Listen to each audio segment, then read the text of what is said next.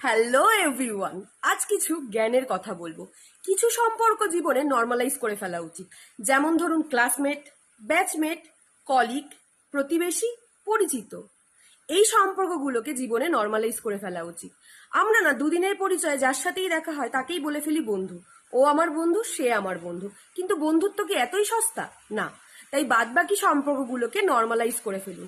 বাদবাকি সম্পর্ক যত নর্মালাইজ করবেন তত আপনি বন্ধু চুজ করতে সিলেক্টিভ হয়ে যাবেন। আর যখনই আপনি সিলেক্টিভ হয়ে যাবেন তখনই আপনার আশেপাশে সেই মানুষগুলোই থাকবে যাদেরকে আপনি পছন্দ করেন। আর সেই সব মানুষ থেকে একটু দূরে থাকুন যাদেরকে দেখে আপনার মনে হয় যারা আপনাকে নিয়ে jealous, little bit of jealous, একটা পজ বা একটু আর চোখে পা থেকে মাথা অবধি দেখে নেওয়া, এগুলো কিন্তু রেড ফ্ল্যাগ।